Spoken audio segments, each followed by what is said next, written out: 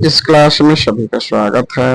इन क्लासों के माध्यम से आज मई 2025 के शेष करंट अफेयर्स पढ़ाए जाएंगे। तो मई 2025 के शेष करंट अफेयर्स में अजय कुमार सेवानिवृत्त आईएएस अधिकारी, इन्हें संघ लोक सेवा आयोग के नए अध्यक्ष नियुक्त किया गया। कनाडा के विदेश मंत्री तो भारतवंशी अनीता आनंद को बनाया गया है। भार्गव वास्त्र का परीक्षण 13 मई 2025 को गोपालपुर उड़ीसा में किया गया। यह 2.5 किलोमीटर की दूरी तक आने वाले छोटे ड्रोन का पता लगाने और उन्हें नष्ट करने में सक्षम है। अंतर्राष्ट्रीय परिवार दिवस तो अंतर्राष्ट्रीय परिवार दिवस 15 मई को मनाया जाता है। 15 मई 1993 को संयुक्त राष्ट्र संघ के महासभा के प्रस्ताव से 2025 की थीम है family oriented policies for sustainable development towards the second world summit for social development. विश्व खाद्य पुरस्कार 2025 इम्पोर्टेंट है। तो विश्व खाद्य पुरस्कार 2025 ब्राजील की माइक्रोबायोलॉजिस्ट डॉक्टर मारियांगोला हुंगरिया को प्रदान किया गया। यह पुरस्कार उनको कृषि में रासायनिक उर्वरकों के निर्भरता को कम करने और टिकाऊ खेती को बढ़ावा देने के लिए 40 वर्षों के शोध कार्य के लिए दिया गया। भारत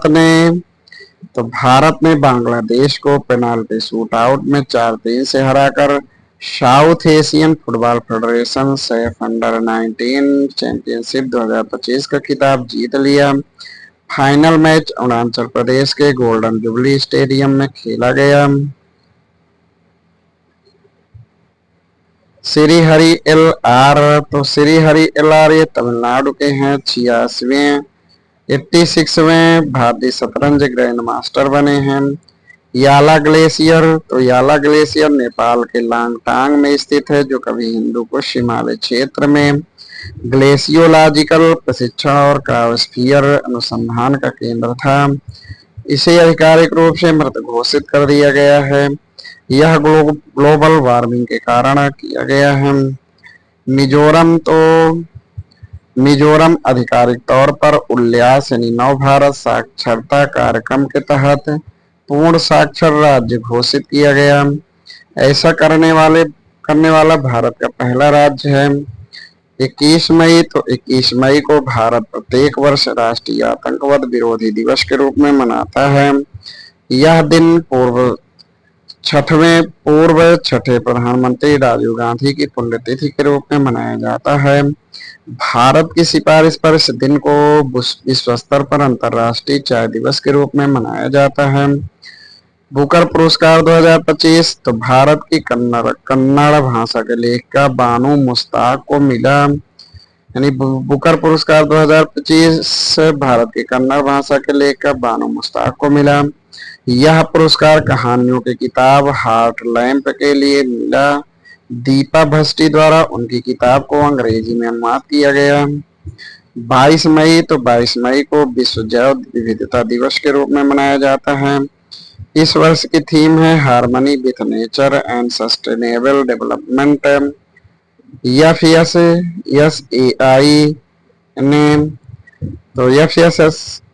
ने सभी राज्य और केंद्र शासित प्रदेशों को कैल्शियम कार्बाइड जैसे फलों को पकाने वाले प्रतिबंधित रसायनों के उपयोग के खिलाफ निगरानी और प्रवर्तन को तेज करने के निर्देश दिए हैं। पेरितो मोरेनो ग्लेशियर दक्षिण अमेरिका के अर्जेंटीना में है। इसका एक विशाल बर्फखंड टूट गया है। E0FIR तो भारत में वित्तीय साइबर अपराधों में वृद्धि के मद्देनजर पीड़ितों को त्वरित न्याय दिलाने व धन की पुनर्प्राप्ति प्रक्रिया को मजबूत बनाने के लिए गृह मंत्रालय के अंतर्गत भारतीय साइबर अपराध समन्वय केंद्र यानी I4C में इस पहल की शुरुआत की है। यह प्रणाली दिल्ली में पायलट आधार पर प्रारंभ की गई है। 10 लाख से अधिक धोखाधड़ी की शिकायत 1930 हेल्पलाइन या साइबर क्राइम .gov.in ने पोर्टल पर दर्ज की जाती है तो वह स्वतः 0 FIR में परिवर्तित हो जाएगी। 16वीं एशियाई शेरों की गणना के आंकड़े गुजरात सरकार ने जारी की है।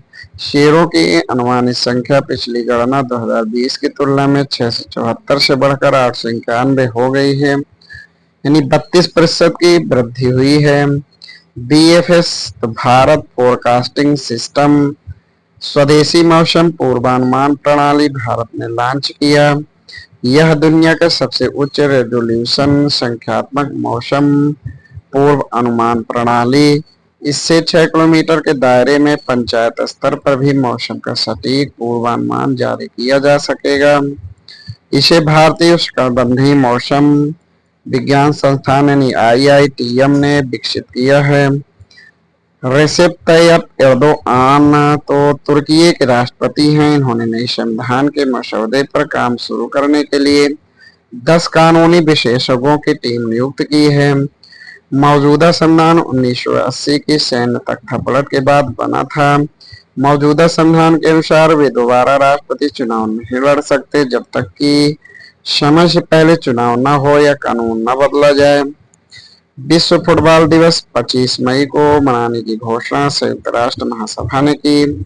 यह निर्णय 7 मई 2024 को सर्वसम्मत से पारित किया गया था, जो 1924 के पेरिस ग्रीष्मकालीन ओलंपिक में फुटबॉल की वैश्विक भागीदारी को 100 वर्ष पूरे होने का प्रतीक है। यह प्रस्ताव लीबिया के राजदूत ताहिर एल सोनी ने पेश किया था।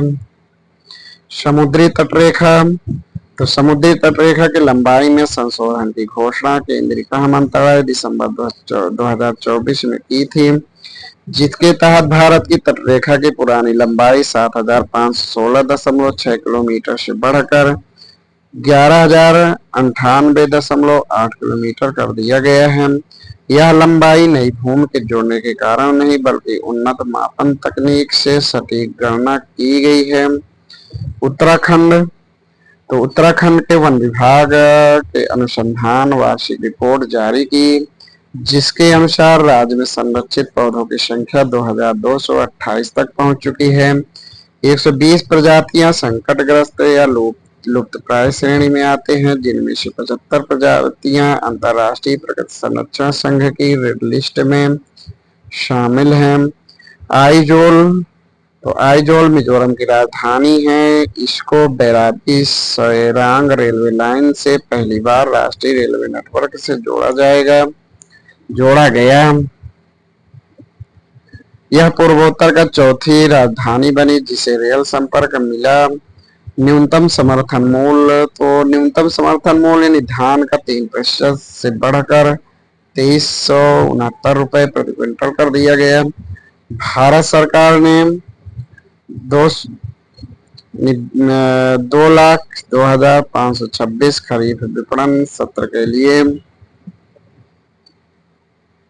भारत सरकार ने 2025-26 खरीफ विपणन सत्र के लिए न्यूनतम समर्थन मूल्य धान का 3% से बढ़ाकर 2369 रुपए प्रति क्विंटल कर दिया गया और यह 2025-26 खरीफ विपणन सत्र के लिए पुस्तक history that India ignore Prem Prakash की है, यानी हिस्ट्री दैट इंडिया इग्नोर्ड यह प्रेम प्रकाश की है।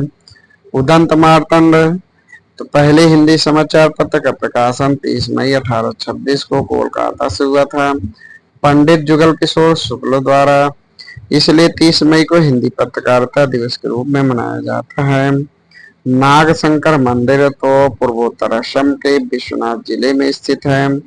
इसे कछुओं के संरक्षण के लिए आदर्श मंदिर का दर्जा दिया गया। अहिल्याबाई होलकर तो 18वीं शताब्दी के मालवा साम्राज्य की मराठा रानी थी। मराठा रानी की 300वीं जयंती पर मध्य प्रदेश सरकार द्वारा विगत 9 माह से आयोजित कार्यक्रमों का 31 मई को समापन किया जा रहा है। राजीव कृष्ण को उत्तर प्रदेश पुलिस का नया DGP नियुक्त किया गया है। तो इस प्रकार मई माह के संपूर्ण करंट अफेयर्स पढ़ाए गए। धन्यवाद।